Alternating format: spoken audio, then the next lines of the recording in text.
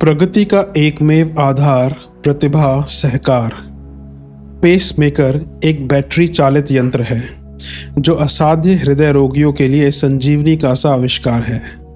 यह एक प्रकार का लघु जनरेटर होता है जिसे एक विशेष प्रकार के ऑपरेशन द्वारा चमड़े के अंदर फिट कर देते हैं और एक अत्यधिक संवेदनशील कोमल तार कनेक्टिंग केबल द्वारा हृदय कण तक जोड़ देते हैं। ऐसे रोगी जिनके हृदय अत्यधिक दुर्बल हो जाते हैं, दौरे पड़ते हैं और किसी भी दौरे से जिनका प्राणांत हो सकता है, उनके लिए यह यंत्र पुनर्जन्म से कम नहीं। हृदय को ऊर्जा और धड़कन देने की जिम्मेदारी यह संभाल लेता है। फिर 3 वर्ष तक के लिए खतरे की आशंकाएं टल जाती हैं। 3 वर्ष बाद छोटा सा ऑपरेशन कर दूसरी बैटरी डाल देते हैं। यंत्र पुनः सक्रिय होता है। असाध्य रोगों के निवारण और ऐसे ही अनेक संकट पूर्ण परिस्थितियों में जीवन को बचाए रखने की दिशा में सर्वोपरि प्रगति अमेरिका ने की है। हृदय, फेफड़े, यकृत तथा कृत्रिम रुधिर संचार की अच्छी से अच्छी यांत्रिकी, जीवनदायिनी मशीनों और उपकरणों के लिए सारा संसार अमेरिका पर आश्रित है। इसका कारण इस देश में विपुल संपत्ति और साधन नहीं है, अपितु एक ऐसा सहयोग है जिसकी ओर दुनिया के बहुत कम लोग ध्यान देते हैं। ज्ञान विज्ञान के अनेक क्षेत्रों के विशेषज्ञ यदि सहकार और सहयोग की भावना से एक स्थान पर मिले बैठे और परस्पर विचार विनिमय करें तो ऐसी अनेक उपलब्धियां अर्जित की जा सकती हैं जो औरों के लिए आश्चर्यजनक सी लगती हों। ऊपर जिस यंत्र हृदय मशीन पेसमेकर से सहयोग के सत्परिणाम की गाथा प्रारंभ होती है, वह किसी अकेले एक व्यक्ति, कंपनी या विभाग की उपलब्धि नहीं है, अपितु कई विभागों की संयुक्त योग्यताओं के एक स्थान पर संगठित होने का परिणाम है। पेसमेकर के निर्माण में अमेरिकन कंप्यूटर टेक्नोलॉजी, विद्युत विभाग तथा स्वास्थ्य विशेषज्ञों का सम्मिलित प्रयास है। यदि ये तीनों ज्ञान की धाराएं अलग अलग दिशाओं में बहती रहती तो संभवतः त्रिवेणी संगम की तरह पुण्य फलदायक इस यंत्र का निर्माण ही संभव न होता। सहयोग की भावना में प्रथम लाभ तो यह है कि आदमी की अहम भावना मिटती है। एक का ज्ञान, एक की क्षमता सीमित, 10 का ज्ञान, 10 की क्षमता असीमित। सीमित क्षमता से असाधारण उपलब्धियां संभव नहीं।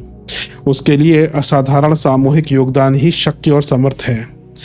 इस सहकार से इतना उपयोगी यंत्र विकसित हो सका कि अब उसे धारण करने वाले न केवल सामान्य जीवन प्रक्रिया चला लेते हैं, अपितु खेल कूद भी सकते हैं, उछल भी सकते हैं, तेज गति से दौड़ भी सकते हैं। अमेरिका की भौतिक समुन्नति का श्रेय भी इसी बात को है कि वहाँ ज्ञान सारे विश्व को से आकर्षित किया गया और उसका ध्रुवीकृत लाभ अमेरिकी प्रशासन ने प्राप्त किया। यह परंपरा चाहे देश हो या समाज, जहाँ भी सहकारिता के रूप में पनपती है, वहीं समुन्नति फलती फूलती है। जहाँ सुमति तहाँ संपत्ति नाना वाली कहावत इसी बात को सिद्ध करती है। सुमति का अर्थ ही सामूहिक सद्भाव का विस्तार है। विश्व को महाप्रपंच और प्रकृति को विविध रूपा कहा गया है। हमारे शरीर में तप विज्ञान भी विद्यमान है, रसायन शास्त्र भी, फोटोग्राफी भी और फिजियोलॉजी भी। इंजीनियरिंग का भी इसमें कमाल है, तो यह मनोविज्ञान का जादुई पिटारा भी है।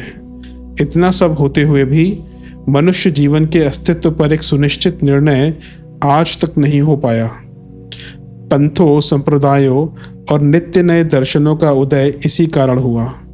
यदि ज्ञान विज्ञान के समूचे क्षेत्र को एक स्थान पर एकत्र किया जा सका होता तो संभवतः बहुत समय पूर्व किसी सर्वमान्य सिद्धांत की वैसे ही स्थापना हो चुकी होती जैसे कि इन मेडिकल मशीनों के प्रति किसी को कोई आशंका नहीं है। यह तो कुछ उदाहरण मात्र है जो न केवल चिकित्सा अपितु जीवन के अनेक क्षेत्रों में सहयोग के चमत्कार की संभावनाओं का संकेत करते हैं। अंतर्ग्रही यानों पर उल्कापिंड गिरने के प्रभाव का अध्ययन करने के लिए एक यंत्र बनाया गया था। नासा स्पेस अधिकारियों से कुछ डॉक्टरों की मैत्री थी। एक दिन दोनों प्रकार के अनुभवों का एकीकरण हुआ तो एक नए आविष्कार ने जन्म लिया। इसी तरह मानव जीवन की अनेक समस्याओं का राजनीतिक उथल पुथल, अकाल और युद्ध जैसी मानवीय विभीषिकाओं का भी मिलजुल कर जितना अच्छा समाधान हो सकता है, कोई अकेला तमाम उम्र वैसा नहीं कर सकता।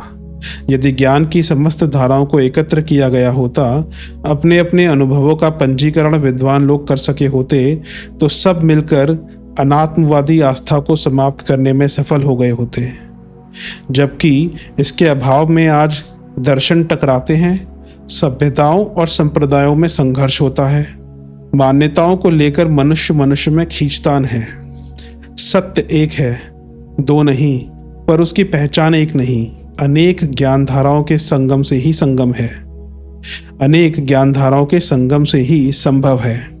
चंद्रमा के गुरुत्वाकर्षण में उतरने वाला चंद्रयान यदि तेजी से उतरकर ध्वस्त नहीं हो सकता, तो पृथ्वी पर वाहनों के बीच की दुर्घटनाएं क्यों नहीं टल सकती? चंद्रमा के गुरुत्वाकर्षण में उतरने वाला चंद्रयान यदि तेजी से उतरकर ध्वस्त नहीं हो सकता, तो पृथ्वी पर वाहनों के बीच की दुर्घटनाएं क्यों नहीं टल सकती? यह विचार आते ही कि हवाई जहाज़ों में प्रयुक्त अनिकुंभ चद्दरें अत्यंत हल्की तथा मजबूत होती हैं।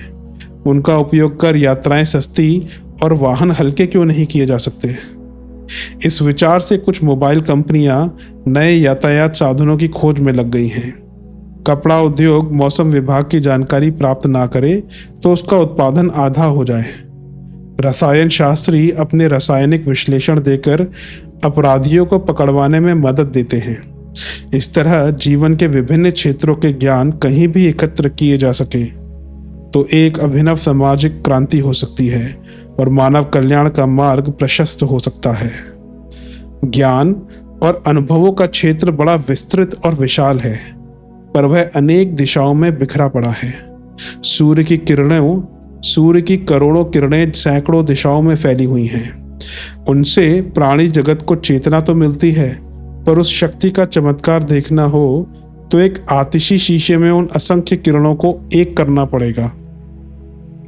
नई दिशाएं, नई उपलब्धियां, नए निर्माण खड़े करने हो तो अनेक तरह की प्रतिभाओं का संकलन आवश्यक ही नहीं, अनिवार्य भी होगा। ज्ञान का अर्थ प्रतिभा, प्रतिभा का अर्थ क्षमतावान मनुष्य। यदि विचारशील व्यक्तियों की अपने तक ही सीमित रहने की संकीर्ण मनोवृत्ति दूर हो सके, तो इसी तरह के मनुष्य जीवन को लाभान्वित करने वाले असंख्य चमत्कार प्रस्तुत किए जा सकते हैं।